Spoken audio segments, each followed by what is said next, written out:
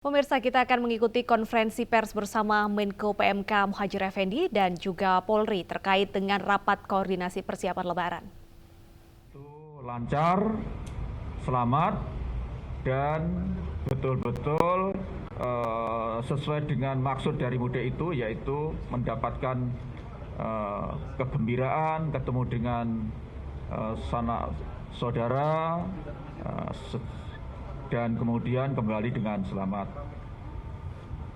Pada pertemuan tadi ini dihadiri oleh tentu saja Pak Kapolri, juga Menteri Dalam Negeri, Menteri Perdagangan yang sekarang hadir bersama kita, kemudian Wakil Menteri Agama, dan juga Pak Menteri Kesehatan, Pak Menteri Perhubungan, kemudian Dirut Pertamina, dan Kepala Badan Pangan, dan juga tentu saja dihadiri oleh unsur jajaran Kepolisian Republik Indonesia, Polda, Polres, hingga Polsek untuk ikut bergabung di dalam rapat koordinasi yang dipimpin oleh Bapak Kapolri pada hari ini. Saya kira itu gambaran sekilas dari saya. Nanti untuk yang berkaitan dengan masalah transportasi dan juga mungkin vaksinasi akan disampaikan oleh Pak Wakapolri. Yang berkaitan dengan ketentuan-ketentuan di dalam melaksanakan ibadah Ramadan maupun ibadah Idul Fitri nanti, salat Idul Fitri, nanti Pak Wakil Menteri Agama. Sedangkan mengenai ketersediaan bahan pokok nanti akan disampaikan oleh Pak Menteri Perdagangan. Sedangkan untuk bahan BBM nanti ada Bu Dirut Pertamina hadir di tengah kita.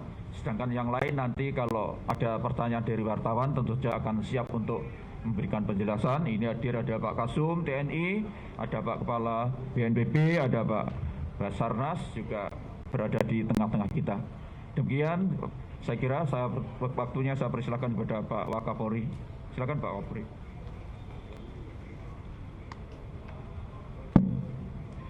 Terima kasih Pak Menko. Rekan-rekan sekalian, pada kesempatan ini saya akan menjelaskan langkah-langkah apa yang dilakukan oleh Polri dalam rangka mudik Lebaran tahun 2022 ini bisa berjalan dengan aman, lancar, dan sehat. Kita mengetahui bahwa perkiraan mudik Lebaran tahun ini berbeda dengan 2 tahun yang lalu karena kita mengalami masa pandemi COVID-19 dan tahun ini dari perkiraan itu dari seluruh Indonesia lebih kurang 85 juta orang akan melaksanakan mudik dan 14 juta diantaranya dari Jabodetabek.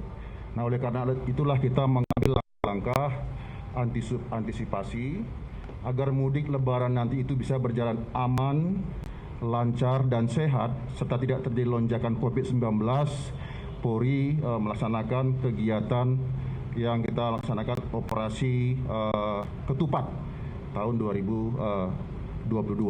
Nah, operasi ini tentunya kita laksanakan bersama-sama Polri dan stakeholder terkait, yaitu teman-teman TNI, kementerian, lembaga, pemerintah daerah, dan unsur-unsur terkait lainnya, agar operasi ini berjalan dengan aman, lancar, dan tertib. Dalam operasi ini kita melibatkan 144.392 orang. Kemudian kita membuat pos-pos, baik itu pos pengamanan, pos pelayanan, dan pos terpadu. Nah, di pos-pos nanti akan kita tempatkan tujuannya memberikan informasi-informasi kepada masyarakat. Kemudian juga kita tempatkan gerai-gerai vaksin sehingga masyarakat akan bisa vaksin di tempat pos-pos itu. Nah, pos-pos ini akan ditempatkan di tempat-tempat keramaian, wisata, kemudian juga tempat-tempat ibadah, rest area, kemudian tempat-tempat kerawanan lainnya.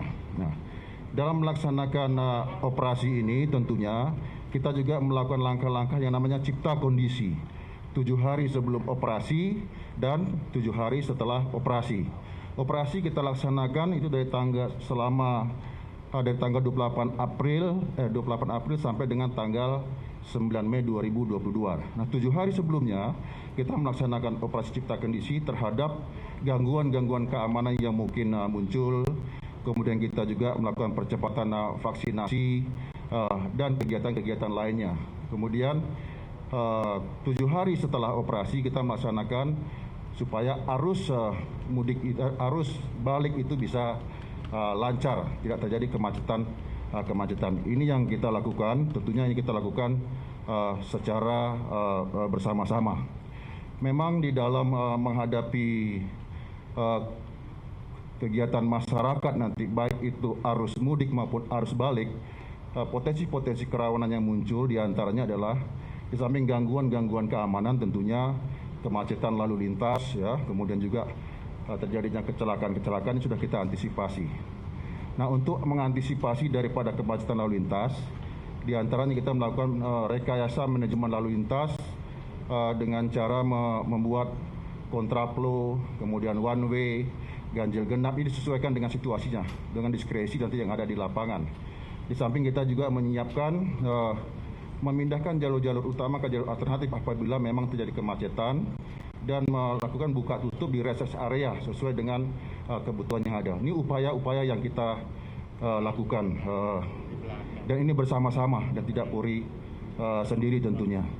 Kemudian kegiatan-kegiatan lain kita khususnya dalam rangka bagaimana percepatan vaksinasi. Nah, Jabodetabek ini kita berharap 1 minggu sebelum Lebaran sudah boosternya mencapai 50%. Kemudian daerah tujuan yang banyak khususnya di daerah Lampung, Jawa Tengah, Jawa Barat, Jawa Timur dan DIY, kita berharap boosternya sudah mencapai 30%. Ini kita lakukan bersama-sama dari Kementerian Kesehatan, Satgas, teman-teman TNI dan stakeholder terkait lainnya. Harapan kita tentunya ketika masyarakat nanti pulang ke kampungnya dan kembali tidak ada lonjakan kasus COVID-19. Nah, ini yang kita lakukan bersama-sama, tentu nanti hal-hal lain bisa ditanyakan oleh rekan-rekan sekalian. Terima kasih.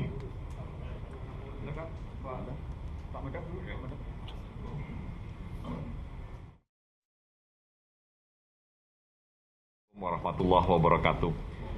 Dalam rapat tadi saya sudah utarakan kepada Pak Menko bahwa ketersediaan bahan pokok yang dipantau oleh Kementerian Perdagangan dan Badan Pangan Nasional terlihat cukup dan kuat Pak Menko, dan untuk itu ketersediaannya akan mempengaruhi daripada harga. Jadi kita bisa lihat bahwa kalau tendensinya adalah bagaimana di awal Ramadan itu biasanya tinggi, kemudian akan melambat turun Pak Menko, dan kemudian kita akan lihat ada kenaikan sedikit menjelang Ramadan, hari raya Idul Fitri. Jadi kalau kita lihat misalnya barang-barang seperti gula itu stabil Pak Menko, harganya 14.700 dibandingkan dengan minggu lalu. Harga sapi naik Rp700, kira-kira 0,53% dibandingkan minggu lalu. Tetapi barang-barang hortikultura seperti cabai merah keriting, cabai rawit merah itu sudah turun lebih dari 15% Pak Menko. Begitu juga dengan bawang terjadi penurunan, dan dari semua itu yang naik sedikit adalah kedelai Rp100 dibandingkan minggu lalu. Jadi kami pastikan bahwa ketersediaan barang adalah cukup dan mudah-mudahan harga stabil, dan mudah-mudahan dengan begitu kita bisa merayakan Hari Raya Idul Fitri dengan hikmat, dan mudah-mudahan ini tidak ada alarm melintang supaya ketersampaian dari barang-barang tersebut bisa dicapai dengan logistik yang baik. Terima kasih Pak Menko.